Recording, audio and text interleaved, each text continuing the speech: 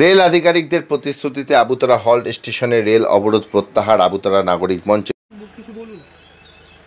আজকে আমাদের আবুতরা রেল হল্টে আমাদের নাগরিক মঞ্চের ডাকে আমরা রেল অবরোধ কর্মসূচি নিয়েছি।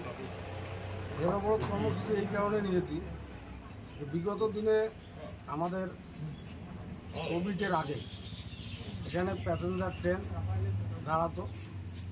সেই ট্রেনটি কোভিডের কারণে আমরা জানি যে কোভিডের কারণে হয়তো বা বন্ধ হয়, কিন্তু পরবর্তীতে আমরা সেটা দেখি যে সেই প্যাসেঞ্জার ট্রেনটাকে ইন্টারসিটি এক্সপ্রেস করে বামনহাট থেকে শিলিগুড়ি চালায়, সেটা আবুতরা স্টপেজটা তুলে দেয়। আমরা এই আবুতরাবাসী সেখানে কলেজের ছাত্রছাত্রীরা বিভিন্ন কলেজে যায়, দেওয়ানহাট, দিনহাটা, সর্বত্র তারা যায়, সেখানে যেতে পারছে না। ব্যবসায়ীরা সেখানে যেতে পারছে না। আবুতরা নাগরিক যারা আছেন তারা যেতে পারছে না। আমাদের যানবাহনের অবস্থা খুব খারাপ। ট্রেনটাই আমাদের ভরসা। সেই ট্রেনটার স্টপেজটা তুলে দেয়।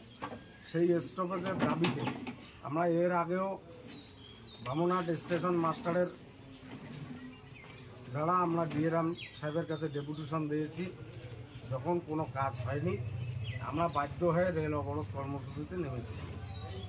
কিন্তু আজকে আমাদের যখন অবস্থান চলছিল সেই সময় আমাদের ডিএম সাহেব তার প্রতিনিধি সিএমআই সাহেবকে পাঠান।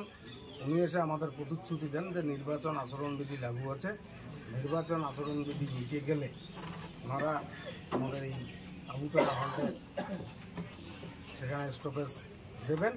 এই প্রতিশ্রুতি পাওয়ার পরে আমরা আমাদের আন্দোলন প্রত্যাহার করি।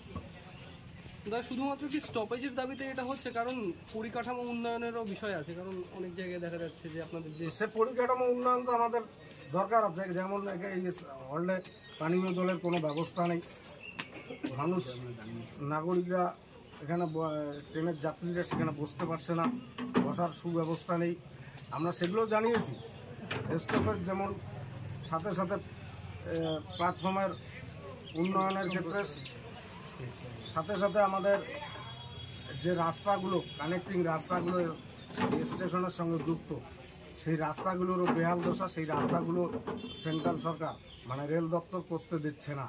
সেই রাস্তাগুলো আমরা দাবি করেছি যে রাস্তাগুলোকে সংস্কার করতে হবে। এই সমস্ত দাবি আমরা তাদের কাছে জানিয়েছি। আবুতরা হল স্টেশনের উপর কোন কোন এলাকার মানুষ নির্ভর করে? আবুতরা হল স্টেশনের উপর যেমন কিসামত দশগ্রাম অঞ্চল, সুকারুরগুটি অঞ্চল, নয়ারহাট গোবলাছড়া অঞ্চল, চৌধুরীহাটের একটা অংশ অঞ্চল, বামনহাটের একটা অংশ আমাদের এই আবুতরা হলের সাথে নির্ভর করে।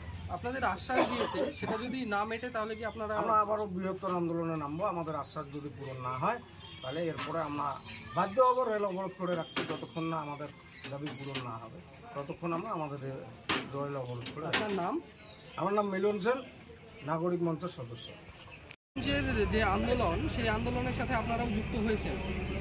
আপনারা কেন এটাকে খুব গুরুত্বপূর্ণ মনে করছেন বা আপনাদের সমস্যাগুলো কি? প্রথমত নাগরিক মঞ্চ, আমরাও নাগরিক। সে রাজনীতি আমরা করতে পারি, নাগরিক হিসেবে এটা অত্যন্ত গুরুত্বপূর্ণ। দীর্ঘদিন সেই ব্রিটিশ পিরিয়ড থেকে যখন রেল যোগাযোগ ছিল এটা, তখনও এটা গুরুত্ব ছিল। মাঝখানে লকডাউনের পর থেকে রেল কী কারণে যে এইসব স্টেশনে ট্রেন দাঁড়াচ্ছে না, লোকের একটা সমস্যা আছে। এই সব জায়গায় সড়ক যোগাযোগটা নাই, রেলের উপর নির্ভর করে। যদিও সড়ক যোগাযোগ আছে, সেটা অটো সেভাবে তো দেয়। ছাত্রছাত্রীদের বিশেষ করে খুব একটা অসুবিধা। সেই জায়গাটা আমরা সবাই গুরুত্ব দিয়ে এই আন্দোলনে কর্মসূচি। শোনা যায় যে আবুতরা থেকে দিনহাটা পর্যন্ত একটা সময় বাস পরিষেবাও ছিল সরকারি, সেটা বন্ধ হয়ে গেছে। এনবিএসটিসি ছিল, তারপরে সড়ক যোগাযোগটা মানে রাস্তা খারাপ ছিল। আমরা সেটাও যোগাযোগ করতেছি যাতে পুনরায় সেই এনবিএসটিসি বাসটাকে চালু করা যায় বিভিন্ন রুটে। সেটাও আমরা চেষ্টা করছি, সড়ক যোগাযোগটাও ভালো করার জন্য। রেলের তরফে আশ্বাস মিলল, কতটা আশাবাদী আপনারা? আমরা আশাবাদী, কারণ আমাদের প্রতিনিধি গেছিল ডিআরএম অফিসে, তারাও বলছে আজকে প্রতিনিধি আসছে, কথা দিচ্ছে। আমরা কথার উপর বিশ্বাস করে আছি। যদি না পরবর্তীতে আরও বৃহত্তর আন্দোলন হবে।